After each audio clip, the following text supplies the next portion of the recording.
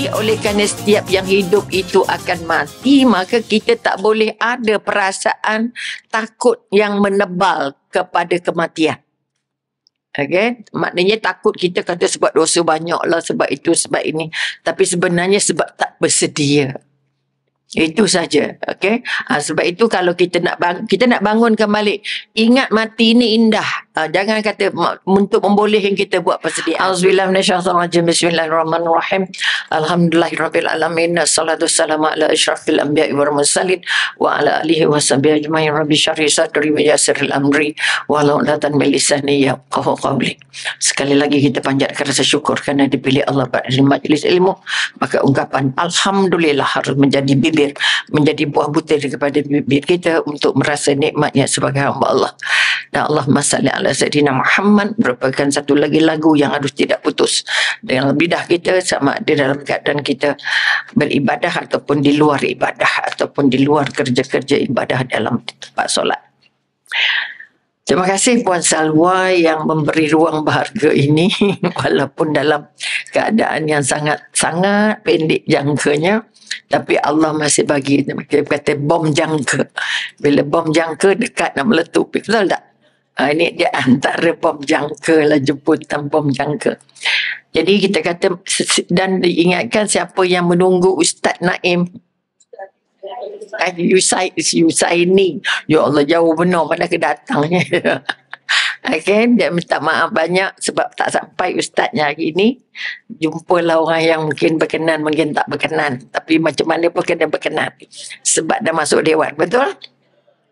Okey, hari ini saya nak bincang sikit tentang tajuk kematian itu indah. Betul tak mati itu indah? Takut ke tak? Tapi kita nak bagi tahu hari ini bahawa kita sebagai orang mukmin tidak boleh takut mati.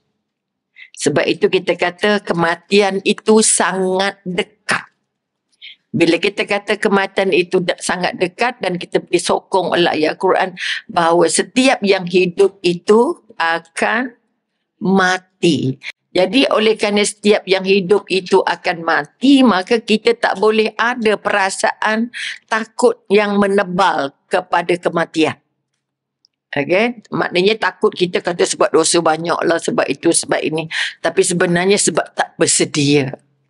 Itu saja. Okay? Sebab itu kalau kita nak bangunkan balik, ingat mati ini indah. Jangan kata untuk membolehkan kita buat persediaan. Maka kena betul balik mindset kita, semua orang akan mati dan mati itu satu daripada milik kita. Tak tahu depan, belakang, kiri, kanan, itu tak tahu. Tetapi kita tak boleh benci, tak boleh takut. Tak boleh gerun, tak boleh rasa, ya Allah, macam tu tak boleh rasa ragu-ragu tentang kematian. Itu satu, syirik nanti. Yang kedua, kita kata kita ambil kira kekuatan kematian merupakan satu yang indah. Sebab dia menamatkan penderitaan. Betul? Orang yang sakitnya teruk dan menderita panjang, kematian menamatkan penderitaan. Orang miskin, menamatkan kesulitan. Betul ke tidak? Maka kita katakan jangan kata mati itu satu yang menakutkan, kerana dia adalah hadiah. Okey, ini kekuatannya. Maka kita katakan dipesan oleh ulama bahawa kematian itu dekat. Dengan sebab itu dia, dan tolong jadikan dalam minda kita bahawa dia tidak perlu ditakuti dan tidak perlu dijauhi. Sebab dia dekat. Lari kok mana pun dia tetap datang. Kalau kata setengah ahli tasawuf kata apa? Dia selangkah depan kita. Kita menuju kematian. Okay? Bermakna bila kita melangkah ke depan ada kematian. Bila ke kiri ada kematian. Kalau di kanan ada kematian. Kalau di belakang gostal satu langkah ada kematian. Okay? Ini sebab itu kita kata kita tahu kematian kita datangnya dari mana. Bentuknya macam mana. Sebabnya macam mana. Sebab Allah kata semua kematian itu ada sebab. Jadi sebab itu kita kata setiap kematian itu merupakan satu peringatan indah untuk kita tahu bahawa saya juga akan mati. Sebab itu pahalanya sangat besar pada mereka yang pergi melawat, pergi mengkapankan dan pergi solatnya dan menghantar kalau sempat, kalau boleh, kalau tidak jadi arak, kalau tidak menjadi masalah. Tapi tak boleh dekat dengan yang lain. Tak boleh bercampur dengan yang laki-laki. Kita duduk one side hanya tujuan mengaminkan. Kalau mampu, kalau boleh. Hari ini dah banyak buat kita, kalau tengok kematian, kalau di tempat Umi tu dah ramai perempuan yang pergi ke kubur. Ini akan membantu kita merasa, ya Allah, ini giliran dia, nanti esok giliran aku, ya Allah. Okay? Dalam ruang yang sangat sempit. Jadi pertama, kita kata kematian itu dekat. Kedua, kematian itu tidak boleh ditakuti. Dan yang ketiga, kematian itu tidak perlu dihindari. Tak perlu nak lari-lari. Kalau di hospital ini tak boleh, kena tak bagus, kena pergi hospital sana. Kalau nak mati, mana-mana hospital pun mati. Makan ubat apa pun mati. Siapa pun perawatnya mati. Ini kekuatan, ini jaminan. Sebab ada orang kerja pergi hospital, tak boleh, hospital dia tak ada pakarnya. Pergi bawa ke sana, bawa ke sini. Pejiran Umi dia seorang macam tu. Bawa ke sana, bawa ke sini. Ya Allah, kesiannya.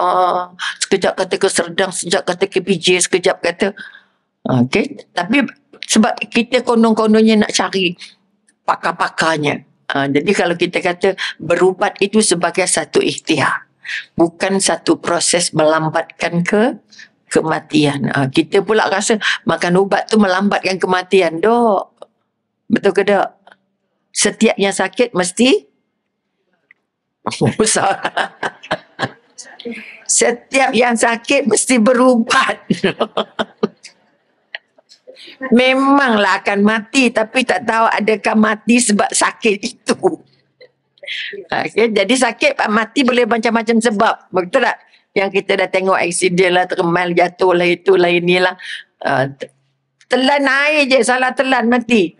Itu Mi bila ingat kawan Mi sendiri, classmate. Telan air je. Minum air secawan, air teh panas.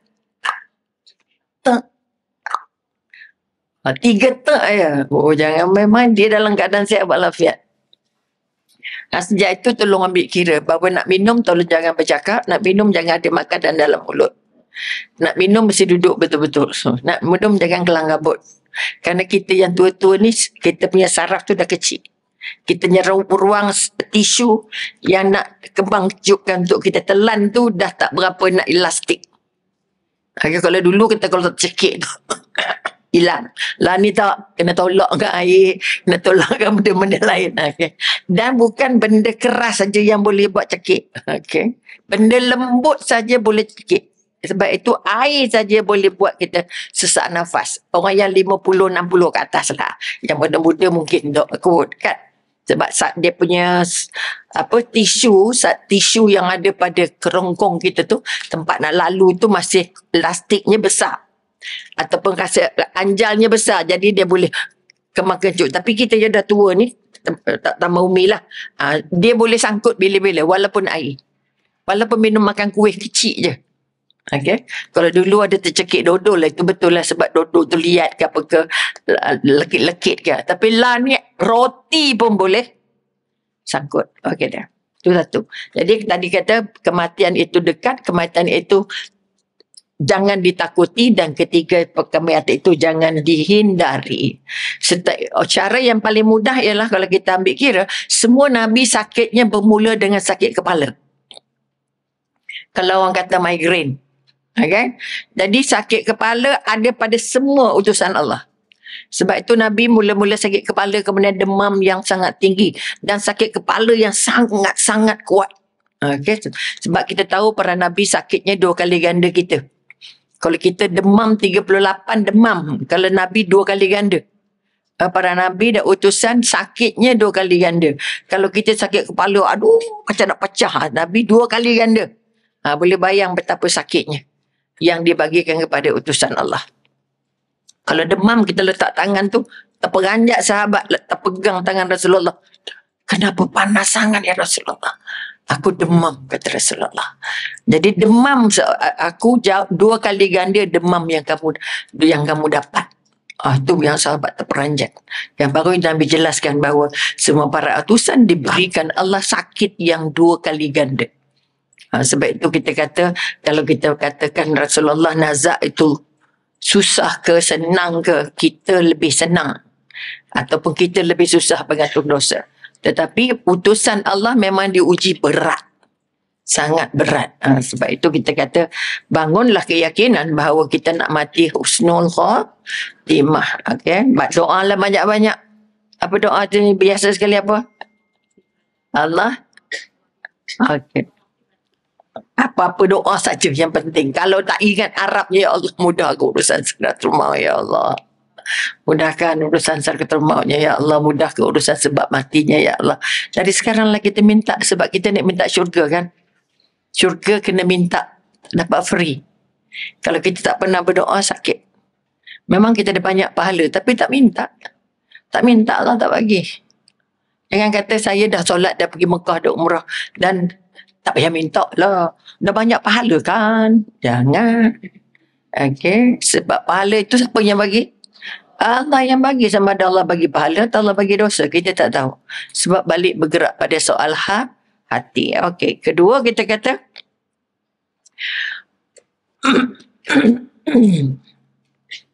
ingat mati tadi kita kata tak boleh takut, tak boleh dihindari dan tak boleh dan sangat dekat. Maka dengan sebab itu kita kata kita tidak boleh menafikan kebaikan-kebaikan yang muncul. Sebab itu kita kata kebaikan, ingat mati itu indah.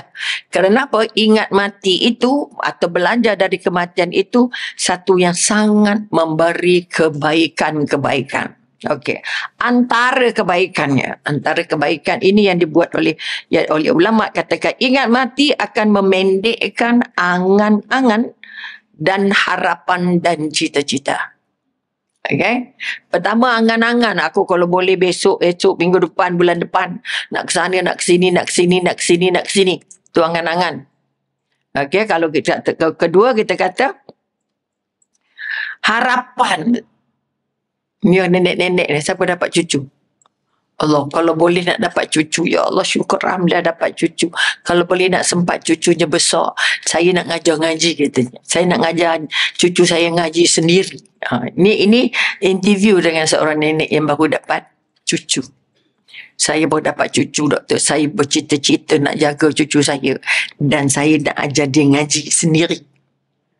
Bayangkan, nak hantar ke sekolah sendiri, saya nak suruh dia tadika depan rumah saya. Ujungnya apa? Nak tengok dia kahwin. Letih weh.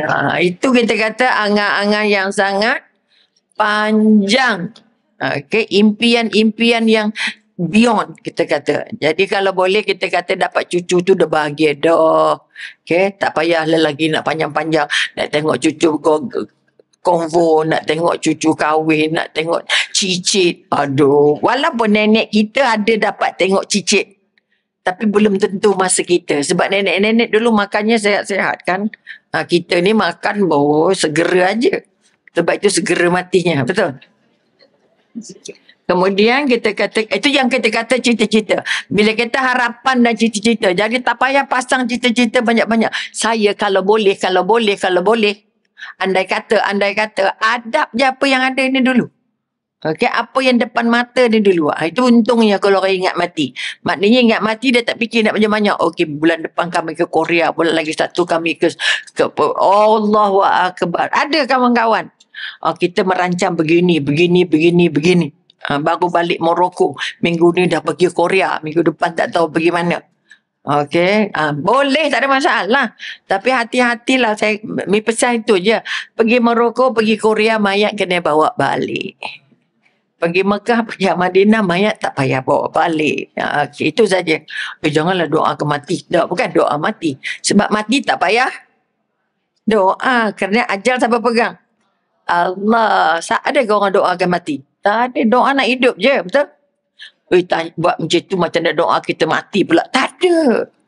Hati-hati lah kalau bercakap. Sebab ada orang mentafsirnya berbeza. Betul? Kemudian kita kata, Ingat mati juga memberi kebaikan kerana apa? Dengan ingat mati, kita membuat persiapan diri yang menguntungkan. Kita siap rumah kita setengah mati, betul? Nak kemas, nak TikTok. Adakah dia menguntungkan untuk kita mati? Agak-agak. Okay? Ini kekuatan. Makanya kita kata kalau kita nak solat nak habis cepat. Zikir nak habis cepat. Baca Quran nak habis cepat sebab belum ngemah lagi. Ada orang datang kita nak masak puding. Apa-apalah kita katakan. Dah rendam dah agak-agaknya gitu gini. Jadi maknanya kita kata mana yang paling membantu kamu untuk mati. Itu yang mesti didahulukan. Okay? Sebab itu kekuatan yang nak dibangun, siapa yang ingat mati membantu dia untuk membuat persiapan diri. Persiapan diri untuk ke mana? Persiapan diri untuk dijemput. Bukan persiapan diri nak terima orang tu, nak terima orang ni, nak kenuri itu, nak kenuri orang ni. Okay? Ini yang kita nak angkat. Maka kita katakan, tolong buat persiapan diri yang mampu menguntungkan kita. Kalau kita nak fikir tak anak cucu nak beli baju kat mana, cucu nak pergi klinik kat mana, sekolah kat mana, untung tak kita? Sangat memenatkan. Okay? Jadi kalau perlu kita ambil kira mana yang boleh-boleh, tak boleh hantar nursery. Mana sekarang dah ada kemudahan banyak. Sebab itu saya awal-awal kata saya tak boleh cucu. Carilah orang-orang, akhirnya anak saya bagi babysitter. Kebetulan babysitter dua rumah. Selang 2 rumah. Maknanya kita balik kerja, kita boleh ambil lah.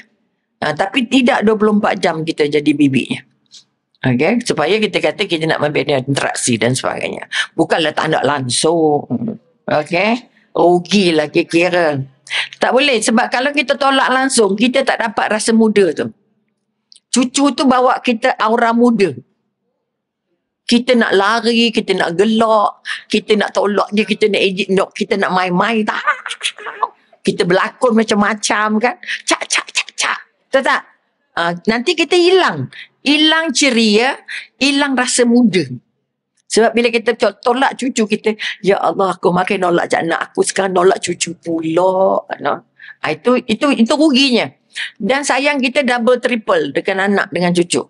Jadi anak rugi sebab dapat 1%, tapi cucu dapat 100%. Okay, sebab Allah bagi kita nikmat jadi nenek, dipanjangkan umur supaya kasihnya berat dan besar. Sebab cucu kan kita nak tinggal cepat. Jadi dia bagi kita lebih sayang cucu. Ini psikologinya lah. Lebih sayang cucu supaya cucu tu dapat rasa mewah. Walaupun pendek tapi ingatannya mendalam. Sebab itu ambil gambar. Okay, kalau orang dulu tak ada gambar-gambar ni. Ini sebahagian daripada kekuatan. Jadi ingat balik yang menguntungkan. Jangan sampai lewat solat sebab cucu. Jangan rasa susah nak ibadah sebab cucu. Okay? Ini kekuatan yang kita bukan tak boleh bantu, bukan tak boleh buat, tapi jangan sampai merugikan. Ibadahnya sikit, solatnya cepat, zikirnya tak sempat. Pergi masjid tak sempat, pergi surau tak sempat, dengar ceramah tak sempat. Yang tak sempat itu yang kita kata kalau kita lupa kepada kematian ini kita akan diheret.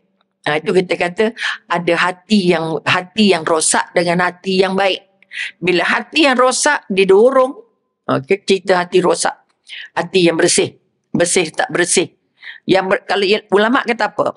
Kalau bersih itu macam rumah yang penuh dengan kemewahan kekayaan.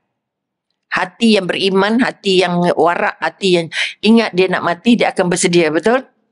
Maka kalau ikut Imam Ghazali kata apa? Apa kita kata gangguan-gangguan. Kata kalau pencuri, dia nak masuk rumah yang ada barang ke yang tak ada barang? Yang ada barang, yang banyak barang, yang mewah, betul? Okey. Apa sebab pencuri tak nak masuk rumah kosong? Tak ada apa-apa. Jadi Imam Ghazali kata kita yang beriman, beramal, berzikir, buat baik, beribadah ni, atau kita kata orang yang nak jumpa namanya mukmin ini orang kaya. Okay? Oleh kerana kita orang kaya, maka pencuri nak masuk ke tak? Maka iblis setan akan tumpu kita. Daripada orang yang dah tak ingat Allah, orang yang dah hanyut dengan dunia, orang yang sudah menjadi hamba dunia. Dia tak kacau sangat orang tu. Sama juga Allah tak, syaitan tak kacau orang kafir. Sebab dah tentu geng dia. Maka kita katakan mereka adalah rumah-rumah kosong. Kita ni yang dah datang masjid ni, datang Al-Falah ni, ya Allah, ditanda-tanda apa, lantai Al-Falah ni, ya Rabbi, betul? Lantai nanti akan jadi saksi. Dia ni hari-hari pergi Al-Falah, ya Allah, dah tak ada dosa kaki dah, pala semua. Contoh, maka kita dianggap kaya. Maka pencuri akan datang ke rumah orang kaya. Maka setan iblis akan tumpu ke kita. Akan tertumpu ke kita sebab kita nak kena harta yang kita ada. Kekuatan yang kita ada, keyakinan yang kita ada, ibadah yang kita ada, kebaikan yang kita nak buat. Selalu diganggu. Itu kita kata semalam dah sedekah, tak payahlah hari ni. Hari sedekah apa tinggalnya. Siapa yang bisik tu? Itu setan tadi dah masuk ke rumah kita. Dia curi semua kebaikan. Dah lah semalam kan dah gaji. Takkanlah pergi hari-hari. Rehatlah pula. Jalan-jalan lah pula. Takkan duduk rumah je. Dibisiknya duduk rumah boring tu. Betul? Bila dibisik duduk rumah boring kerana pencurinya dah masuk. Dah masuk ke hati kita. Dah masuk ke minda kita. Sebab itu dia membisik sampai ke hati. Jadi orang yang beribadah ini ibadat orang kaya. Sebab itu datang kuliah ngantuk. Lepas kuliah betul ke tak? Kerana anda sedang dicuri. Dia tak anda perhatian itu. Kacau dia. Itu yang dia kata duduk seorang tu bahaya. Sebab tak ada protector. Dia boleh siapa nak kacau kalau duduk sebelah orang kan? Kan dia tersentuh orang lah. Orang depan, orang sebelah bolehlah buat pahala sikit. Nampak ada? Kita takut nak pegang orang. Dah nampak dia rupini. Biar je. Oi, busuk hati betul. Boleh nampak? Ingat sekali lagi, orang beriman adalah orang kaya. Yang pencuri membuat idaman untuk masuk. Curi apa dalam hati kita. Curi apa dalam fikiran kita. Curi apa dalam perasaan kita. Perasaan dan sedekah hilang tiba-tiba. Allah, entah cucu balik beli mainan cucu lagi baik Nampak tak? Kalau dalam fikiran hari ni nak baca surah tak tagih waqiah lah kata. Kalau boleh nak baca Al-Mulk ke apa ke 30 je kot. Alah semalam kan dah baca dah. Dicuri minda kita. Yang sehat dicuri je. Nak melawat orang sakit. Allah dah jadi. Dah tengah hari pula. Panas benar. Petang pula. Dah hujan pula. Tak jadi melawat orang sakit. Sebab pahala orang sakit tu besar sangat-sangat. Kan? Jadi itu yang namanya pencuri yang kita tak sedar. Jadi kalau kita ingat mati, maka kita akan rasa, ya Allah, aku tak nak dicuri masanya oleh iblis. Aku tak nak dicuri masanya oleh sembang-sembang. Sebabnya pencurinya boleh berbentuk syaitan yang berbentuk manusia. Syaitan yang berbentuk manusia yang nampak dan yang tak nampak pencurinya tu. Jadi yang nampak, sebab itu katakan cari sahabat yang boleh tegur kamu kalau kamu cuai. Cari sahabat yang boleh ajak kamu untuk dekat balik dengan Allah. Dah lah tu, dah tak payah sembang yang ni. Facebook ni pensan weh. Semalam kita dapat dalam Facebook kita, dalam WhatsApp kita, membantu ke dekat dengan Allah ke jauh. Kalau dia membantu untuk jauh dengan Allah, ceritanya begini. Cerita apa? My time, apa? Pelakon my entah tak tahu. Yang kahwin sudahnya. Yalah kita orang tua kan. Dengar je. Pimai. Tentu kan. Nampak orang orang miskin tak ada TV. Betul, itu TV siri kan tu. Kahwin. Oh, riuh. Dia yang kahwin kita yang riuh. Siapa? Dapat apa? Itu contoh lah. You tak tahu ke? Viral lah. Sabri ke apa nama? Sabri ke apa? Kita dah tak kenal jadi kenal. Ramainya yang bercerita. Oh, ya ke? Alah, pelawak tu. Ya ke? Kita dia lah orang tua kan. Contoh. Tapi jangan kata, Allah, dah lah tu cerita hai orang. Dah. Dengar minta ya Allah, itu aku ampun ya Allah. Nampak tak? Jangan jadi itu buah fikiran. Bawa balik cerita pula dengan cucu-cucu. Tadi kawan opos cerita. Ada pelakon noneng-noneng. Tak payah. Ini yang kata-kata pencuri ikut kita habis sampai kata kita. Sampai kita tidur. Pegang Quran jangan tu. Itu pencuri paling besar. Nak bangun malam lagi demam. Sebab dia tunggu kita. Kamu tak payah bangun. Tak payah. Selimut. Okay? Sebab itu yang nampak satu hal, yang tak nampak satu hal. Boleh nampak? Jadi ingat mati membantu kita. Supaya kita tidak jadi rumah mewah yang menjadi idaman pencuri-pencuri. Boleh? Jelas setakat ini? Okey. Jadi kalau ada benda-benda yang akhirnya mengganggu fokus kita, semak balik. Ya, aku nak kena curi dah ni. Balik. Ni rumah aku, bukan rumah kamu. Kita berundinglah dengan dia. Betul? Akhirnya baca balik. Cuba orang kata, tolonglah dinding-dinding diri kamu dengan pendinding-pendinding yang daripada Al-Quran dan hadis pesanan ulama dan pesanan para nabi. Okey. Rasakan ajal itu makin dekat. Kekuatan ingat mati, kita merasa ajal itu semakin dekat. Akhirnya kesannya apa? Ajal makin dekat. Ya Allah, dah 72, ya Allah. Okey, contoh. Esok birthday Umi. Saja cerita. Ke-27. Maknanya bila nak jumpa hari lahir tu kita rasa, ya Allah, dekatnya aku dengan kematian. Tarikh lahir sampai dulu ke ajal sampai dulu? Tarikh penamat sampai dulu ke tarikh birthday sampai dulu? Hati-hati. Kena rancang nak buat apa tu. Okay, supaya waktu kita dinobat, diberi kesempatan sampai ke umur itu, kita tak tergelincir. Kita tak buat benda laru-laru. Nak pakai nak nyanyi, tak payah nyanyi je pakai Quran. Opah dah nyanyi, tak pernah nyanyi pun orang miskin. Mana pernah nyanyi kan? Jadi tak payah. Opah miskin dulu, sekarang buat je lah. Supaya tak ketinggalan. Tak payah. Sebab kita rasa itu tak penting. Yang pentingnya balik doanya dengan Allah. Kumpul cucu, jom baca Yasin, jom baca Tahlil, jom doa. Okey, ini kekuatan. Jangan mengutamakan yang tak mendekatkan kita kepada Allah. Sebab dah tua. Jadi kekata ingat kematian. Bermakna kita mendorong untuk bersungguh-sungguh. Mendorong untuk bersungguh-sungguh, tak tahulah lepas birthday tu dia hidup lagi ke tak. Berapa hari lagi selepas itu hidupnya.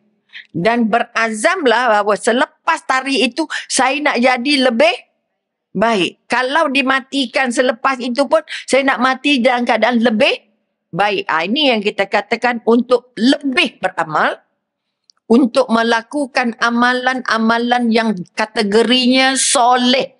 Amal-amal soleh. Apa maksud amal-amal soleh? Amal-amal yang dikerjakan sungguh-sungguh. Amal kalau kita sedekah tu duit kita, bukan duit suami. Okey. Saya ambil duit suami sedekah kat masjid. Nak bagi pahala kat dia tak. Niat macam betul. Prosesnya salah. Ini kekuatan. Sebab itu kita boleh ambil duit suami masa bila? Untuk keperluan rumah tangga. Kalau terdesak nak beli top up, terdesak lah tu. Agak-agak. Macam mana tak ada handphone ni, macam nak terung panggil kan. Oh, letih lagi. Betul? Ada yang terdesaknya pada kita. Tapi tak terdesaknya kepada agama. Tak terdesaknya pada kebaikan. Okey? Itu kekuatan. Kena buat pilihan. Maka kita rasa aja dekat, maka kita akan bersungguh-sungguh. Satu, kita kata beramal soleh. Meninggalkan semua maksiat. Kita berazam untuk tinggalkan semua maksiat. Dan akhir sekali kita kata, dan kita nak tinggalkan perangai bermalas-malas. Faham? Nak solat lambat sikit tu. Tak. Sekarang solat. Nak kena lawan ni. Nak kena lawan. Kata nak, Allah kan kita pergi kedai sekejap je. Sempat lagi asar. Nampak tak? Umi bila? Malam kemarin. Ini cerita ni bukan nak angkat-angkat diri ke apa ke tak. Sebagai contoh. Ada satu forum di Berita Harian. Dia nak start pukul 8.30. Maghrib pukul 7.05. Okay. Jadi dari rumah kita nak ke balai berita tu mengambil waktu. Betul? Apa yang paling takut sekali? Ya Allah, ya Tuhanku. Apa yang meminta? Ya Allah, ya Tuhanku. Jangan matikan aku sebelum aku solat Isya. Okay? Maknanya kita dalam perjalanan ni tengah-tengah dan sampai ke studio dalam pukul 8.20, 8.30 macam tu. Dah lepas Isya dah tu, kita dah tengah jalan masa tu. Okay, sebab nak menunggukan, nak kononnya nak menjaga waktu orang yang dijanjikan. Orang tu dah tunggu kat gate. Doktor dah kat mana dah, saya tunggu kat gate besar. Ya Rabbi. Lagi biar aku nak cerita, boleh nombor solat tak? Patutnya boleh lah kan. Tapi sebab biliknya bilik berita, bayanglah macam mana. Bilik sok khabar. Ya Allah. Semua diisi belakang, kalut-kalut belakang. Jadi rasa-rasanya tak berapa nak sesuai dengan waktu yang ada. Solat tergocoh-gocoh masalahnya. Hilang usyuk. Jadi nak buat tapi kelang kabut atau nak buat dengan tenteram. Tapi maknanya kalau kita ada masa yang bagus, ada apa sayang?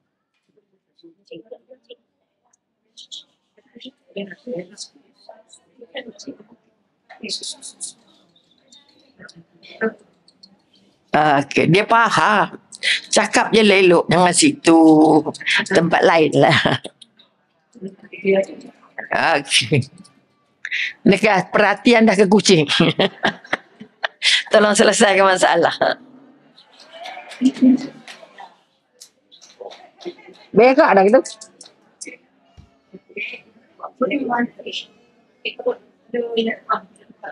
Selingan.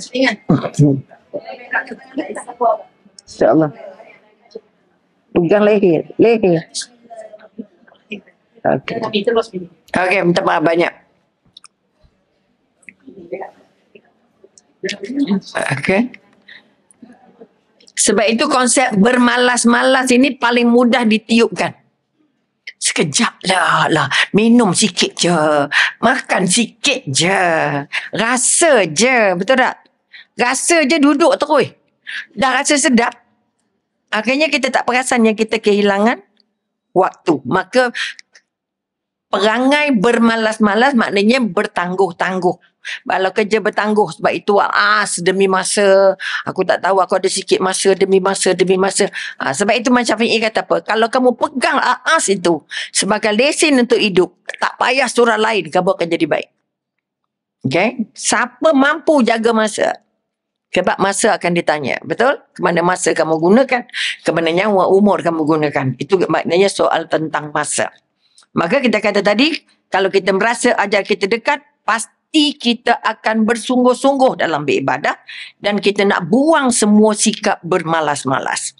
Dan seterusnya kita kata, ulama mengatakan, kalau kita ingat mati, kita berlatih diri untuk zuhud. Apa makna zuhud? Apa makna zuhud? Membuang serba sedikit rasa cinta kepada dunia. Bermakna kita nak hidup paling sederhana. Bukan selekeh, bukan kelang kabut, bukan rambut serabai, bukan kasut usang, bukan pakaian lusuh-lusuh kan. Dia tu zuhud dah. Pakai seluar compang-camping, pakai kasut yang dah tak ada tali misalnya, ataupun dah tak nampak warna. Pakai baju yang dah boleh buat kain buruk. That's not zuhud. Zuhud maknanya kita mengambil the most minimum for you. Paling minimum dari dunia dan tidak terlalu berimpian nak banyak. Itu zuhud. Kita banyak salah faham. Zuhud dia ingat, pakai je selekeh, pakai selipar Jepun, pakai rambut tak kemah, janggut tak selepah macam tu. Okay. Maknanya, orangnya tak kemas. Bukan itu. Itu bukan zuhud. Okay. Jangan kita salah faham. Allah, dia tu memang zuhud. Tak. Kalau tak mandi, kalau pakai baju tak bersyahwat, so itu dah kata zuhud, salah lagi. Okay. Itu yang pertama. Maka kita kata kita akan mengangkat rasa zuhud itu, mengukuh, meninggikan lagi sikap zuhud kepada dunia. Sikap zuhud kepada, dan pastinya lah orang zuhud dia tidak tamak. Orang zuhud dia tidak mencari kebanggaan. Orang zuhud tidak mempamer-pamer apa dia ada. Okay? Kalau kebanyakannya apa? Kalau kamu benar-benar menjadi hamba Allah, harta kamu bukan untuk disimpan. Harta kamu untuk diberikan, untuk dilepaskan. Sebab itu Nabi melepaskan semua yang ada di tangannya. Jadi siapa yang nak rasa nak meninggal, tu payah simpan banyak-banyak. Sedekah, sedekah, sedekah, sedekah. Itu terbaik. Itu simpanan paling kekal daripada simpanan dalam bank. Okay? Jadi siapa yang kata nak simpan dalam bank lebih banyak daripada simpan dalam tabung sedekah atau dalam tabung zakat, dalam tabung apa kita kata infak, bermakna dia masih lagi mencintai dunia jauh lebih besar dari akhirat. Sebab itu nak buang pertama kedekut. Kedua nak bercerai dengan harta. Rela berpisah dengan harta. Okay? Sebab itu kekuatan untuk dapat zuhud dia apa kita kata seadanya. Okay, seadanya. Ada baju 2, ada baju 3 cukup dah. Ada tudung 2 dah lah. Ada selipar elok sikit, satu buruk sikit. Oh dah. Tak payah lagi nak beli gelang habis semua. Jari apa nak beli cincin habis semua jari, nak beli gelang habis sampai siku. Tak ada lagi dah. Okay. Lap tu tak ada lah dah. Ada tudung lap. Gitu contohnya. Kerana dia tidak lagi tujuan untuk menarik perhatian manusia. Dia hanya mahu mendapat perhatian dari Allah, insya-Allah. Itu yang setengah orang pakai putih semua ke atau pakai hitam semua. Senang cerita. Tak banyak ragam, orang tak tengok banyak kali. Dah. Kalau bunga-bunga kan orang tengok banyak kali kan. Sama juga orang yang pattern-pattern. Pesen-pesen sendong sini, tarik sana, butang sini. Jadi orang akan tengok banyak kali kan. Kalau yang kata designer tu, tengok baju dia belok ke sana, belok ke sini. Macam tu kan. Desainnya kan. Jadi pakai kosong. Itu paling selamat. Sebab orang tak tengok banyak kali. Okay. Itu yang kedua. Maknanya kita katakan, dan dia orang yang kita kata bila dia jumpa dapat namanya zuhud. Kenapa dia boleh zuhud? Kerana dalam fikirannya sudah menggambarkan akhirat. Okay, dalam kepalanya. Kalau kita ambil contoh, nanti ambil contoh lain nanti. Maka kita katakan dalam kepalanya, dan apa yang dikejarnya, apa yang dia nak bawa balik. Okay, apa yang bukan nak cari nama, bukan nak cari pujian, bukan nak rapat dengan orang besar, bukan nak kenal sebab ini dan sebagainya dok. Artinya sekali lagi dia berusaha seboleh mungkin untuk zuhud. Zuhud merasa cukup dengan paling minimum. Okay, katalah kalau makan nasi, makan apa yang paling minimum? Nasi putih dengan kicap lagi. Telur goreng, telur mata lembu, mata kebab. Itu dah cukup. Nampak dah dengar? Macam? Nasi bujang lah. Okey lah tu, whatever. Artinya dia tak banyak kira nak sayur rebus, nak sayur goreng, nak sayur jeruk, nak pula nak petai, nak budu. Banyaknya. Itu belum zuhud. Okey, maknanya zuhud dia makan bukan sederhana pun, minimum. Dia nak dapat minimum, janji dia boleh beribadah. Okey, itu kekuatan. Jadi maknanya berebut orang beli telur pula kan. Tak cukup telur pula dah cerita. Artinya apa satu lauk, satu nasi sudah selesai. Kita tak payah sayur rebus, sayur goreng, sayur cecah. Banyaknya. Okey, itu satu daripada tanda-tanda kita rasa macam nak zuhud. Tapi pakai kelik-kelik juga, betul? Pakai banyak-banyak juga. Jadi nak zuhud macam mana? Artinya orang yang nak mula zuhud, dia tak beli baju baru dah. Dia pakai apa yang ada lah. Okay, pusinglah perkali. Ya Allah, doktor tu kat sana pun baju ni, kat sini pun baju ni. Ya Allah, dalam gambar macam gambar coklat, warna purple. Tak ada baju lain ke doktor? Nampak macam mana? Contoh. Ada orang tanya, saya selalu tembak gambar doktor tengok tudungnya coklat. Ya. Kenapa berkenan benar ke coklat? Tenang cerita. Tak payah kan betul. Mana tak birunya, merahnya, coklatnya, tak payah. Itu orang punya hal. Nampak tak? Daripada bersara tu cuba mengambilkan apa yang ada je. Tak payah nak nambah-nambah. Tapi kalau rezeki orang bagi, tala je juga. Betul? Orang tak bagi kain dah. Orang bagi jubah terus. Betul? Doktor pakai terus je. Syukur, alhamdulillah, pakailah juga. Lap lah juga kan. Itu je kita. Tapi dia hatinya harus balik merasa. Bukan ni kebanggaan. Bukan ini nak tunjuk-tunjuk. Bukan ini nak jadi contoh. Tengok dengan baju saya ni. Tengok. Haru biru jadinya. Jadi riak balik. Okey. Kemudian kita kata bertambah, apa kita kata, dia paling banyak menggunakan masanya untuk bertaubat. Orang yang ingat mati, dia akan banyak masa untuk bertaubat. Sebab itu istighfarnya sentiasa membasahi bibir. Itu kalau dia tidak solat, dia istighfar. Jangan kata istighfar tak payah solat. Solat taubatnya sangat banyak. Sebab itu sahabat buat solat taubatnya setiap kali lepas solat fardu. Itu sahabat. Setiap kali lepas solat fardu terus buat solat taubat. Okay. Selain daripada di luar solatnya istighfar tadilah. Itu tanda dia tak ada cerita lain, tak ada sembang lain. Okey, tapi tak payah depan orang tek. Itu pun letih juga. Okey, jadi maknanya buatlah kalau boleh orang tak tahu. Sebab itu bila kata Ibn Qayyum kata apa? Kalau kamu nak zikir, zikir mulut, zikir hati. Okey? Terbaiknya zikir mulut dan zikirnya hati. Tetapi paling kalau kita kata tak boleh pakai zikir mulut, yang terbaik paling afdal ialah zikir hati. Zikirnya di dalam. Sambil duduk tapi dalam perutnya berzikir. Daripada kalau luar kan subhanallah, subhanallah. Oi, orang ajar lah. Maknanya orang nampak. Tapi kalau kita seorang tak kisahlah. Tapi kalau kita di mana-mana yang kita tak ada orang tahu kita, maka afdalnya dalam hati. Okay? Boleh dua-dua. Kalau boleh jangan mulut saja. Hati tak ikut tak jadi. Mulut saja, hati tak ikut tak jadi. Okay? Tapi kalau boleh memilih untuk hati, kata tak ada orang tahu, tak ada orang dengar, tak ada orang nampak dan sebagainya. Okay. Kemudian kita katakan dia bertaubat banyak. Kemudian setiap masa dia mencuba mengawal dirinya untuk tidak melakukan apa yang Allah tak suka. Artinya meninggalkan semua kesalahan. Meninggalkan semua dosa kecil-kecil pun. Okay, jeling orang je. Tertengok lah je. Tertengok, betul? Pertama menengok, kedua tertengok. Mana yang berdosa? Menengok. Jangan, alah kita tengok je. Kalau tengok tak ada masalah tu. Tertengok, yes. Itu hak kamu. Okay.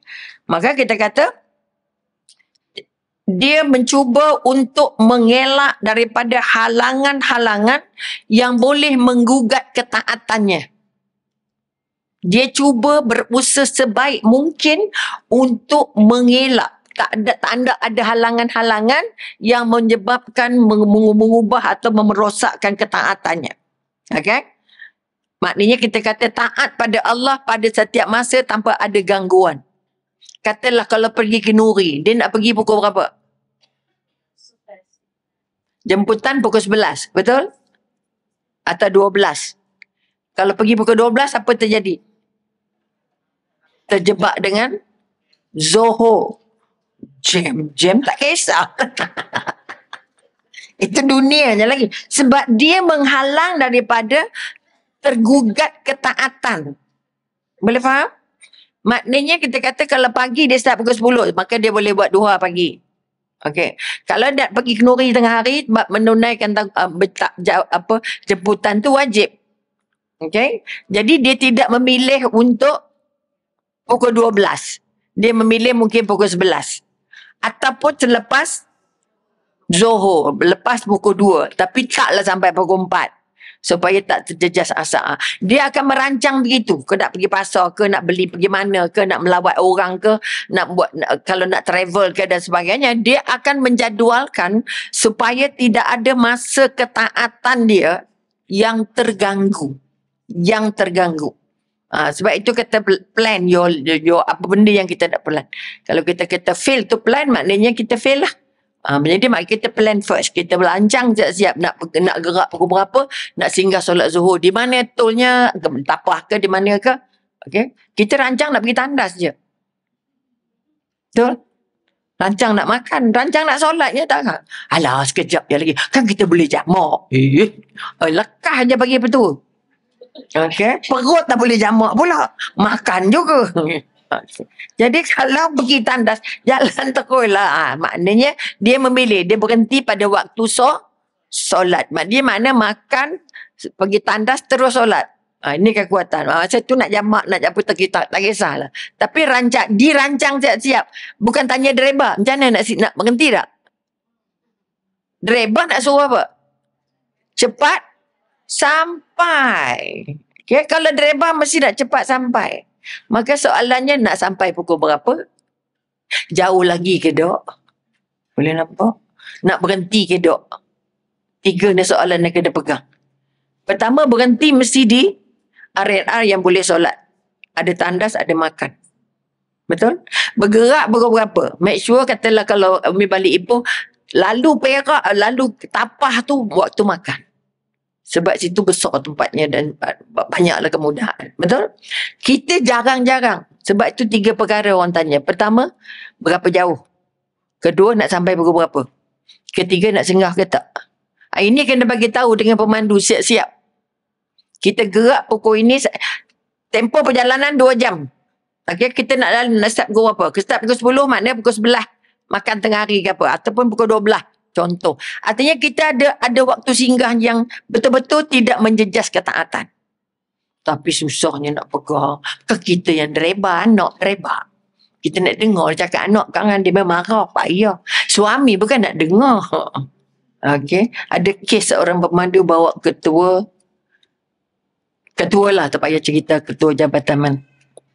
Ketua tak nak solat. Dia tanya saya macam mana nak buat doktor. Saya pun jadi tak solat sebab dia tak nak solat. Bukan tak nak solat, tak nak berhenti. Time factor. Okay, kan bos-bos time factor, betul? Jadi saya kata apa, awak berhenti je waktu solat, bos tunggu sini sekejap. Okay, saya pergi solat. Dan dia buat. Segan ya amat. Okay, sekali dia tak ikut, lepas itu ikut. Contoh, kita tak payah cakap. Driver nak cakap kat bos, gila. Kau kena berhenti, betul? Saya kata awak berhenti je, janganlah solat zikir sampai 40 hari, 40 malam. Ambil yang wajib-wajib. Jangan baca surah-surah pendek-pendek je lah. Kamu tahu bos nunggu kat bilik. Dekat kereta. Betul? Park tempat keduk sikit. Jangan tempat panas. Angin buat dia. Artinya, sekali lagi, how do you plan your life? How do you plan your solat? Dia tak marah punya. Cepatnya solat. Express. Kalau Allah ahad je. Itu komen pertama dia. Next time tu dia travel. Jomlah kita sekali lah solat. Kan senang hukum-hukumnya. Sama juga suami tak nak singgah. Jomlah awak tak nak singgah, awak duduk dalam kereta, saya solat dulu. Betul? Jangan kata lambat lah, sempat ni ujung ni Zohor sampai pukul ni tak payah sembang panjang-panjang. Do yourself first. Sebab kita tahu kita mati dulu ke dia mati dulu. Betul? Kalau saya mati ke macam mana? Kalau awak mati macam mana? Awak mati hutang awak. Kalau saya dapat hutang juga. Jadi saya selesai hutang saya. Awak nak berhutang terpulang awak. Berani ke tak berani? Mati kata tak berani sebab takut tu bos daripada takut yang bos atas tu. Betul? Sekarang kita mencari nak bermalas-malas, berlengah-lengah. Itu maknanya ingat mati tak? Tak ingat. Sebab itu kalau lepas waktu solat, contoh, terus angkat tangan, ya Allah Tuhanku, jangan matikan aku sebelum aku zuhur. Jangan mati aku sebelum aku asar. Jangan matikan aku sebelum aku isyak. Itu kena minta. Sebab kalau waktunya waktu solat dan kita tak solat, kita tunda ke depan dan kita mati ketika itu, solat kita terhutang. Allah tuntut hutang tu. Jangan main-main. Bukan boleh kata, tak apalah tu. Dah mati macam mana? Dah. Dia tetap akan jadi hutang sebab itu solat fardu. Berani ke tak? Boleh buat perancangan dengan suami macam tu tak? Dengan anak je takut. Sekarang tak boleh takut. Mak dah umurnya begini. Ni senang je. Okey, berhenti sekejap. Kita big boss, betul? Rasa sebab kita mak. Kita mak, bos ke bukan? We are the biggest boss, ma'am. Tak ada aku, kamu tak ada loh. Kenapa kita nak dengar cerita dia pula? Boleh ke tidak? Bangun keyakinan. I am your boss. So obey my instruction. Buatlah macam mana pun. Okey, yang seterusnya. Ini kata mati itu indah dari ni. Banyak benda. Okay? Dan setelah dia sentiasa menjaga supaya waktunya tidak terjejas dengan waktu ketaatan terjejas, maka dia mencuba sebaik mungkin untuk mencari redha Allah. Macam mana nak cari redha Allah? Nak dapat redha Allah, pertama apa? Niat kerana Allah. Kedua, prosesnya ikut peraturan syariat. Ketiga, minta. Terimalah Allah. Jadilah ibadah ini ibadah yang kau redha, ya Allah. Kita kena minta banyak dengan Allah. Sebab itu Allah disebut Maha Penyayang, Maha Pemurah, Maha Mendengar, Maha Melihat. Jadikanlah ibadah kecil ini, ya Allah. Aku datang Al-Fatihah hari ini, ya Allah. Jadikan ibadah ini kau redai, ya Allah. Memang nangis kita. Dan kita dapat namanya tenang. Boleh? Seterusnya kita kata kenapa indah bila mengingat kematian. Kita akan belajar untuk semakin, apa kita berkata? Semakin ikhlas dalam amal. Semakin ikhlas. Walaupun kecil amalannya tapi ikhlas. Nak dapat ni sakit. Okey? Artinya tuang air minum untuk isteri atau untuk suami saja. Alah, tuang dah sendiri, ya Allah. Air pun tak nak tuang. Tak lalu nak tuang air sendiri. Kalau suami kata tolong tuang sekejap, kita pula kata alah, air depan mata je. Nampak dah? Nak dapat ikhlas ni maknanya buat dengan penuh rela dulu. Sepenuh hati memang. Tu sepenuh hati lah tu. Tapi ikhlas ke tak? Belum tentu ikhlas. Sebab sepenuh hati kita dengan tenaga, dengan semangat, dengan kekuatan. Ikhlas belum tahu. Teruk orang tua ni. Air pun tak boleh nak tuang ni air. Bercerita lepas itu pula. Tadi dah dapat pahala dah. Lepas tu buat tuang. Lepas tu bercerita. Ancus. Habis semua pahala balik. Cakap ke anak ayah kat betul memang ngada. Aduh. Tambah lagi satu dosa. Okay, tadi tambah tak ikhlas. Kemudian tambah cerita lagi. Udah nambah dosa lagi. Akhirnya apa? Ibadah pahala dapat satu. Dosanya dapat banyak. Ini lemahnya kita. Sebab itu kita tak berubah-ubah. Tak ghostan, tak ke depan. Macam tu. Okay. Situ kalau boleh jangan ghostan lah. Kalaupun tak ke depan. Tapi kekal lah. Sebab istiqomah tadi kan. Kalau istiqomah senyum. Istiqomah sedekah. Sebab senyum tu nak cari redha Allah. Kalau tak dapat redha manusia, boleh senyum ke tak? Tengok orang dalam kereta yang bergaduh. Tengok kita traffic light. Itu tengah gaduh lah tu. Kita nak baca WhatsApp. Ada orang baca WhatsApp gelak-gelak. Ada orang baca WhatsApp. Itu sakit tu. Sebab tu kalau traffic light, jangan tidur je tengok perangai orang. Lah. Jangan tengah memandu. Pensan pula terlanggar. Yang tak memandu lah. Okay? Kata kalau ikut Hasan al-Basri radhiyallahu anha telah berkata, Rasul telah bersabda, apakah kalian suka masuk syurga? Nak masuk syurga tak? Nak nak saja. Betul? Kita nak masuk syurga, tapi dia kata apa? Nabi kata apa? Jawab sahabat, ya, kami nak masuk syurga. Okey? Bila ditanya, maka jawab para sahabat, tentulah sekali. Maknanya senang ke susah agak-agak nak masuk? Okay, sabda Nabi lagi kita kata Rasulullah pendekkanlah. Pertama, kalau nak masuk syurga, pendekkan cita-cita. Okay. Dan bayangkan ajal kalian sedang berada depan mata. Boleh faham? Pendekkan impian, pendekkan cita-cita, dan bayangkan ajal sudah ada di depan mata. Dan yang paling besar, tolong bina rasa malu dengan Allah. Ya Allah, aku nak dijemput tapi aku tak bersedia. Aku nak dijemput dalam keadaan aku tak tutup aurat.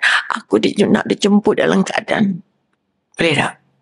Artinya, Hasan al-Basri kata apa? Nabi kata, kamu nak masuk syurga ke tak? Kalau nak masuk syurga, tolong ambil kira, pendekkan angan-angan. Sebab itu kamu pagi jangan tunggu sampai petang. Kalau petang jangan tunggu sampai malam jangan tunggu sampai esok.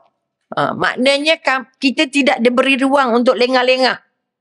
Memang sangat. Sebab itu kita kata pagi kamu pakai baju, tengah hari orang lain yang bukakan. Pagi kamu pakai tudung, tengah hari orang lain yang bukakan tudung kamu. Okey? Ini kekuatan. Ini yang kita kata, tolong ingat mati itu dekat. Jangan ada perkataan tak sangka.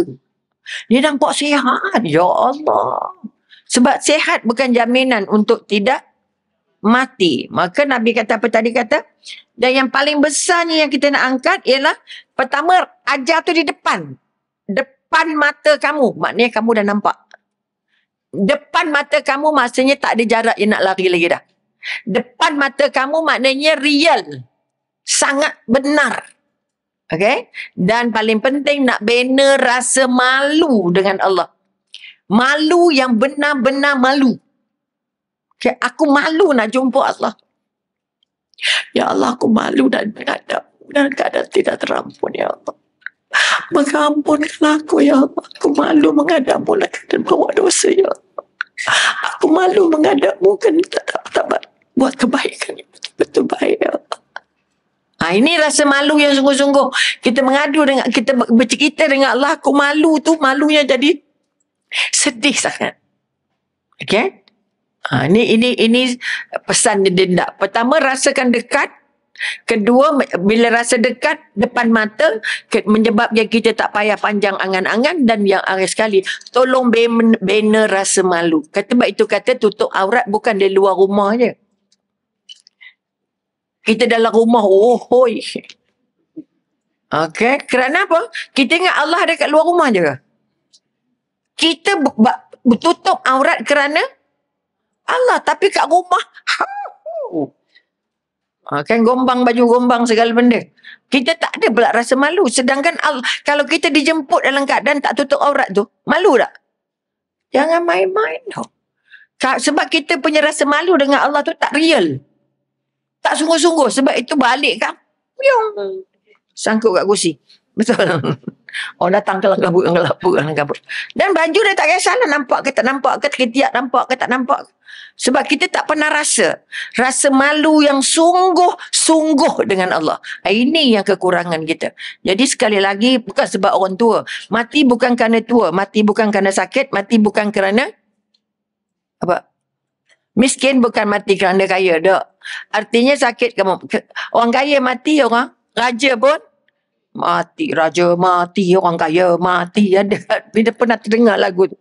Orang miskin mati. Jadi maknanya sekali lagi, membangun, kalau ikut Hasan al-Basri, maka kalau orang yang benar-benar ingat mati, orang tengok jam dah. Mi tengok jam depan tu. Okay, insyaAllah. Sikit lagi. Kita tadi start ke 10 kan? Dah habis lu dah masanya. Padahal orang tengok jam, ampun tuanku. Sorry. Mereka ada masalah tu. Okey, ini kekuatan. Jadi tolong bangun rasa yang benar-benar malu. Kalau aku nak mati dalam keadaan macam mana? Terbuka aurat ke tutup aurat? Seorang gadis yang datang berjumpa Rasulullah. Dia ada sakit, mungkin dah ulang ke tak ulang, tak rasa. Kira ulang tayang lah kalau dah ulang. Dia kena sakit sawan. Dia macam kita macam kata gila babi. Orang yang kena sakit sawan, bila dia serang, dia tergolek-golek. Dia dah tak ingat dah apa-apa. Dia tak ingat bajunya macam mana. Mi pernah sepanjang hidup ni sekali. Tengok orang yang ada sawan gila babi tu. Memang golek-golek tak kat siapa. Okay? Dan mulutnya berbuih-buih. Oh, kesian yang dan bila dia sedar tu rasa sepenat-penatnya. Sangat sedih tengok. Maka dia jumpa Rasulullah. Pertama dia kata, ya Rasulullah, aku dah ada sakit sawan. Tolonglah doa aku supaya aku sembuh dari sakit ini. Okay? Nabi kata dua. Aku boleh doakan kamu dan penyakit kamu sembuh. Tapi satu lagi, kalau kamu boleh sabar dengan sakit kamu akan masuk syurga. Jadi Nabi kata, kamu nak pilih yang mana? Nak sawan, nak disembuhkan sawannya ataupun nak dapat garanti masuk syurga sebab kamu sabar dengan penyakit? Kalau kita nak pilih mana? Garanti lah nak yang sehat. Syurga tu lambat lagi, tak nampak pun. Ni pun kita nak tengok penilaian kita. Sebab itu kisah itu diketengahkan oleh ulama. Okay? Gadis tadi memilih tak. Kalau begitu ya Rasulullah, aku sabar dengan sakit aku. Tapi satu lagi aku nak minta. Kalau aku kena sawan, aurat aku terbuka. Aku nak minta kamu doakan aku supaya bila aku kena sawan, okay, aurat aku tetap tertutup. Akhirnya sampai gadis itu meninggal. Terus kekal dalam keadaan tutup aurat. Ini satu daripada keyakinan paling dekat dengan Tuhannya. Takut dengan Tuhannya, rasa nak mendapat perhatian dari Tuhannya. Jadi yang sakit-sakit ni jangan cepat-cepat minta sembuh. Boleh? Boleh ke tak? Kita baru sakit kepala telan 2 biji. aktifas. Kenapa? Kita tak rasa nikmatnya sakit tu. Sakit itu Allah sayang kamu. Ya Allah, dah sayang bagi sakit pula. Kerana kalau tak sakit, dia tak sebut nama Allah. Kalau tak sakit, dia tak rehat. Habis matanya tengok semua ke sana kat luar. Dia tokok kaki melangkah entah ke mana-mana. Betul? Maka sekali lagi, siapa yang ada sakit, jangan minta cepat sembuh. Kerana Allah bagi pahala banyak. Allah ampun dosa. Allah nak bagi kamu zikir banyak-banyak. Allah nak bagi kamu rehat. Nak redha. Tapi jangan tanya pasal apa. Pasal apa kau kena itu, kau kena ini. Pasal apa kau dah sakit perut, makan apa ya mak? Dia mencari alasan. Itu pun kosong, kong kali kong. Tak dapat redha. Sebab dia tak terima sakit tu datangnya dari Allah. Jangan kata, macam mana boleh demam panas? Malam pergi padang sokan punya jogging. Tu dah kena panas. Dah Allah. Mencari alasan beribu-ribu. Sebab dia lupa. Masa itu kalau kita mati, lekang tu dengan Allah. Sebab itu yang kita kata kita ada kufur yang tak sedar. Faham kufur tak sedar? Ini yang sebab sikit perut, makan nenah tu, makan acar tu, makan itu, makan ini, makan nasi, mie rebus. Siapa suruh makan? Akhirnya kau kutuk makanan. Makanan tu siapa punya? Allah punya. Allah yang bagi rezekinya. Betul tak? Akhirnya kita salahkan pula. Salah makanan maknanya salahkan siapa? Salahkan Allah. Kamu yang datang pergi. Kamu yang makan. Kenapa bagi cerita orang salah? Perut kamu yang mengagar. Maka fokuslah kepada perut. Ya Allah, ya Tuhanku. Syukuran bila aku bagi sakit perut, ya Allah. Ada orang dah bagi kanser. Nak yang mana? Kanser ke sakit perut? Sakit perut, syukurlah. Ini tak pernah banding dengan orang yang lebih teruk. Okey? Baru sakit gigi. Kuku je sakit. Orang hilang kaki. Tak ada apa-apa pun. Ini contoh. Bermakna sekali lagi, jangan sampai kita kufur-kufur yang tidak disedari. Atau syirik yang tidak disedari. Ini yang paling banyak orang nampaknya ibadah, warak semua. Tapi matinya ke neraka.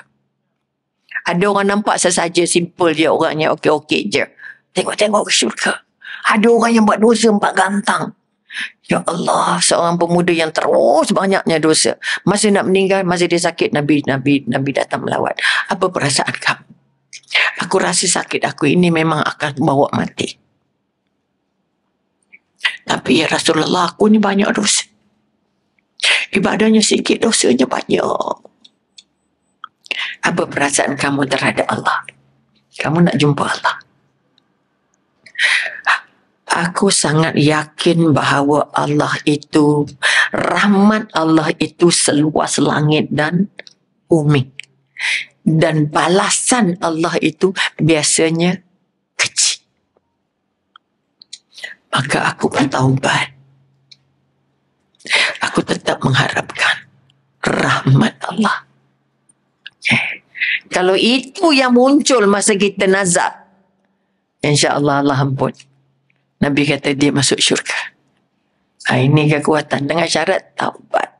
Sempat taubat. Okey? Boleh? Maka sekali lagi kita katakan, last sekali kita katakan Rasulullah bersabda, perbanyakkanlah mengingat mati kerana yang demikian itu mengurangi dosa. Banyak ingat mati, kurangkan dosa. Bila nak buat apa-apa, kalau mati macam mana ya? Pinjam dia orang cukup lah. Pinjam duit. Nak bayar bila? Esok ke, lusa ke? Jangan. Okay? Kalau boleh pinjam pagi, petang bayar balik. Sebab kita tak tahu kita mati bila. Itu untungnya kalau ingat mati, nak cepat-cepat bagi, nak kalau pinjam barang lah. Kemudian kita katakan, kita kata kalau ingat banyak mengingat mati, kata Rasulullah, maka maknanya dia kata kita akan mengurangi dosa dan menjadikannya zuhud di dunia, sebagai yang kita hadis raya Ibnu Dunia. Imam Ghazali, last one. Apa sebab Imam Ghazali kata ingat mati itu bahagia, ingat mati itu sangat hebat? Sikit je lagi, boleh 5 minit? Tak, maaf, banyak terlebih lah pula, dah rajin benar pula tu. Okey. Dalam kepala tolong bangunkan bahawa mati itu pasti, betul? Kedua, terima tanah jadi tempat pembaringan. Kalau kita tidur atas tilam empuk setiap malam, tolong ingat bahawa aku akan tidur atas tanah. Kita tidur atas lantai, betul? Takkan nak tidur atas lantai. Betul? Kita ingat balik kita akan tidur atas tanah. Itu yang kedua, yang menyebabkan kita harus benar-benar bersedia nak jadikan kubur kita tu, liang lahat kita tu tempat, apa yang kita kata, lubang-lubang syurga atau lubang-lubang neraka. Ya, sebab itu Imam Ghazali kata, jangan nak cari tempat tidur yang empuk-empuk sangat, kerana kamu akan susah bangun. Dan kamu akan lupa, kamu akan tidur atas tanah. Ni baru atas lantai, okey lah kot. Betul? Anak tidur atas lantai, kesian cucunya terolek atas lantai. Kalau orang yang ingat mati, bapa dia kata atas lantai tu bagus ke tak? Lebih baik sebab dia nak bersedia untuk tidur tempat keras. Namanya tanah. Okey, itu yang ketiga kita kata, tolong ambil kira, tolong ingat dalam kepala, ulat-ulat akan jadi teman. Kamu akan dikerumuni oleh ulat-ulat. 1 kilometer. Satu ulat boleh panggil bila jenazah turun, 1 kilometer boleh dengar ulat panggil kawan. Wow, ada habuan ni, telur baru sampai ni. Gemuk pula tu. Contoh. Hati-hati yang gemuk, okey. Okey. Jadi kita kata yang jadi tetamunya muka dan nangkik. Yang mukanya boleh jadi menakutkan, boleh jadi membahagiakan. Okey. Kemudian dia merupakan tempat tinggal. Bukan sekejap-sekejap. Tempat tinggal berpuluh tahun, mungkin ratus tahun. Okey. Dan bulat kita kata perut bumi akan menjadi tempat, menjadi kampung kamu. Dan kiamat akan jadi janji, syurga dijadikan dan neraka tempat kembali. Ini nasihat yang diberi oleh Imam Ghazali supaya kita benar merasa tak payah cerewet-cerewet sangat dalam hidup. Tak payah beria-ria sangat dalam hidup. Saya kalau bantal kau tak ada damlep tak boleh tidur. Tilam kau tak ada, tak tahu nama tilam lah pula. Maknanya kalau tidur tak ada tilam pun okey je kot. Cucu kita, jangan tidur tak bawah nanti habuk nanti. Oh jangan. Ingatkan bahawa tidur atas lantai lebih baik dari tidur dalam atas tanah. Mudah-mudahan kita diberi sedikit keinsafan bahawa kebanyakan sangat baik kita, kebaikan yang kita dapat untuk mengingati mati. Auzubillahi minasyaitonir rajim. Bismillahirrahmanirrahim. Alhamdulillahirabbil alamin. Salatu wassalamu ala asyrafil anbiya'i wal mursalin washabihi ajmain. Ya Allah yang Maha melihat, ya Allah yang memegang segala roh kami, ya Allah yang menciptakan kami, ya Allah yang membekalkan nyawa kepada kami, ya Allah yang membekalkan kehidupan kepada kami, ya Allah yang memegang peta hidup kami di Lauh Mahfuz yang telah Engkau ciptakan, ya Allah. Ya Allah, ya Tuhan kami, Engkau sudah menegaskan beberapa kali bahawa yang mati, yang hidup pasti mati. Bangunkan keyakinan kami, ya Allah. Sematkan dalam minda kami, dalam hati kami dan perasaan kami bahawa kami akan dijemput bila-bila masa, ya Allah. Masukkan dalam fikiran dan perasaan kami, ya Allah. Kami harus bersedia bila-bila masa untuk dijemput, ya Allah. Jangan sampai kami menunggu sakit dan petanda-petanda lain, ya Allah. Jadikan mengingat mati ini sama seperti mengingat kami untuk makan dan minum, ya Allah. Maka sekali lagi jadikan kami ingat bahawa tidur kami setiap hari itu adalah mati-mati yang sementara. Jadikan kami merasa bahawa dihidupkan kembali ini satu nikmat dan satu rezeki, satu rahmat. Jangan sampai kami sudah dimatikan di malam hari, sulit untuk bercakap denganmu, sulit untuk bertemu denganmu, sehingga tidur kami, mati kami menyebabkan kami seperti bangkai, ya Allah. Jadikan kami bangun untuk dapat nikmat-nikmat setelah Engkau tidurkan, agar kami mampu untuk bercakap empat mata denganmu, ya Allah. Agar kami merasa kami terus dapat perhatian sepenuhnya denganmu, ya Allah. Agar kami dapat berbisik dan merintih kepadamu, ya Allah. Sehingga kami dapat bertaubat dengan taubat-taubat nasuhanya, ya Allah. Sesungguhnya dihidupkan setelah dimatikan merupakan nikmat terbesar, ya Allah. Maka jangan mabukkan kami dengan tidur, ya Allah. Jadikan tidur kami segala penasihat untuk tubuh kami beribadah, ya Allah. Jika junjungan bersolat sampai bengkak kakinya, jadikanlah kami sebahagian dari keyakinan ini. Jadikan kami benar-benar yakin kami masih mampu untuk beribadah, untuk mendapat kasih sayang-Mu, ya Allah. Bukan sekadar menunaikan atas nama kewajiban, tetapi nak merasakan manisnya ibadah, ya Allah.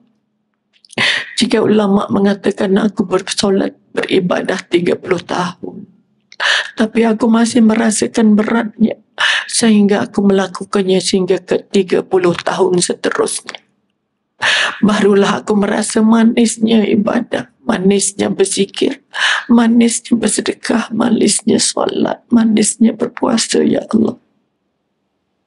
Cicipkan di hati dan perasaan kami, ya Allah, rasa manisnya beribadah kepadamu, rasa manisnya berbisik kepadamu, rasa manisnya bersedekah kepadamu, rasa manisnya membuat kebaikan menjadi bekal dalam hidup kami, ya Allah. Ya Allah yang menggenggam roh jiwa kami, ya Allah. Berikan kami kesempatan untuk bertaubat, ya Allah. Berikan kami kesempatan untuk memohon husnul khatimah. Jadikan kami berusaha dan sempat memohon untuk syurga-Mu, ya Allah. Sesungguhnya hidup dan mati kami adalah kerana-Mu, kepada-Mu dan untuk-Mu.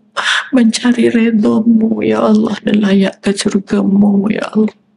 Temukan kami dengan kekasih-Mu Rasulullah untuk membimbing kami ke syurga. Rabbana hab lana min azwajina wa dzurriyyatina qurrata a'yun waj'alna lil muttaqina imama. Rabbana zalamna anfusana wa illam taghfir lana wa tarhamna lanakunanna minal khasirin. Ya Allah, matikan kami dalam husnul khatimah, ya Allah. Jemput kami dalam keadaan kami bersedia, ya Allah. Jemput kami dalam kami sedang ibadah, ya Allah. Jemput kami dalam keadaan kami suci, ya. Jemput kami dalam keadaan kami mampu mengucapkan 2 kalimah syahadah di akhir hayat kami. Rabbana atina fid dunya hasanah wa fil akhirati hasanah wa qina adzabannar. Wa sallallahu ala sayyidina Muhammad wa ala alihi washabbihi wasallam. Walhamdulillahi rabbil alamin. Taqabbalallahu minna wa minkum taqabbal ya karim. Sampai di sini dulu. Terima kasih banyak atas perhatian dan kehadiran. Mudah-mudahan dia menjadi iktibar. Dan kami menyusun 10 jari. Mohon ampun dan maaf anda kata dia tak kena di mata dan di hati. Yang cantik dari Allah, yang tak cantik tak kelemahan sendiri. Mohon ampun. InsyaAllah kita diberi kesempatan untuk bertemu lagi di masa akan datang. Wabillahi taufiq wal hidayah. Wassalamualaikum warahmatullahi wabarakatuh.